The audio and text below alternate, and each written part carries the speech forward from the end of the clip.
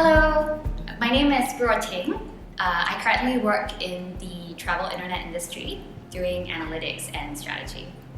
I was first invited to church in primary school by my piano teacher, and it was in secondary school that actually kind of made my faith personal and my own. And I think there were a couple reasons for that. First of all, I think as I came of age, I became more aware of my own sinfulness, whether it's pride or anger, impatience, judgmentality, lust, like you name it. I think there was just this awareness that I'm really not a great person. I'm not a person I want to be.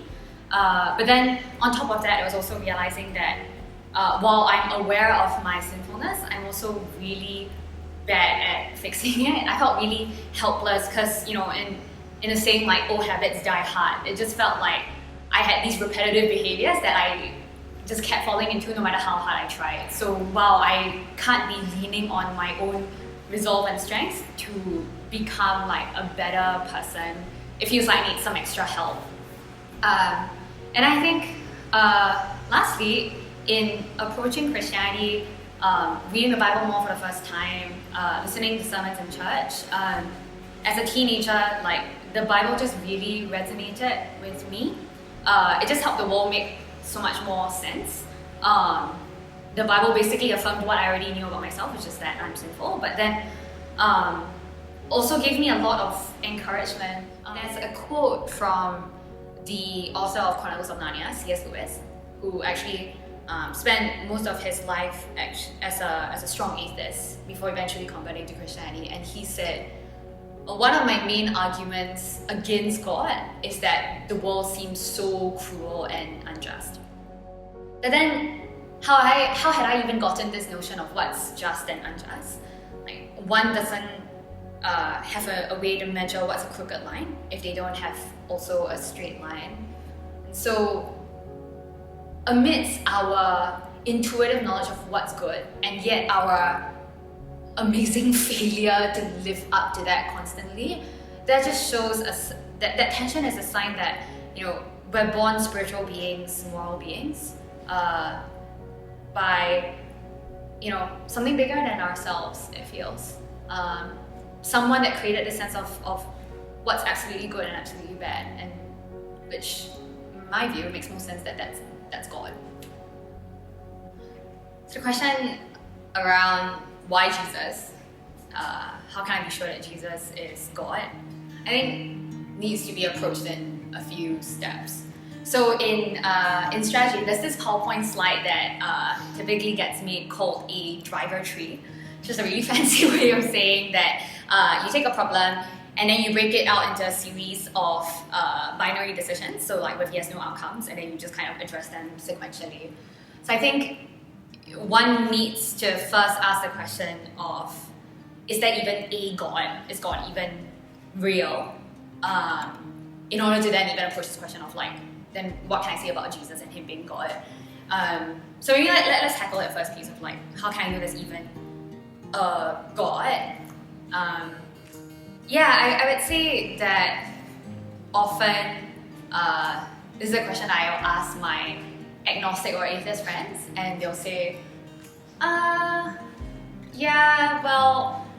there's just nothing very spiritual in my life, so I'm waiting for more like concrete proof that there's even anything resembling a God. And often what I ask them is that like, okay, so then what would it actually take for you to believe in God? And almost always the answer is, I don't know.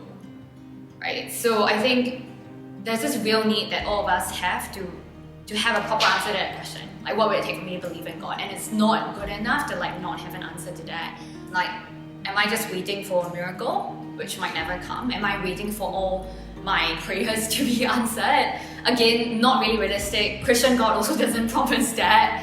But I think that there's so many everyday miracles in whether it's the diversity of life, like the beauty of art and music, like the fine balance of physics and biochemicals that sustains life. And all those to me are very personal and compelling evidence that there's a creator, a God with intelligent design who cares for the world and then sustains it. So that's kind of like that first question of, okay, is there a God? Yes, I believe there's a God. Then okay, we can now explore, how can I be sure that it's Jesus?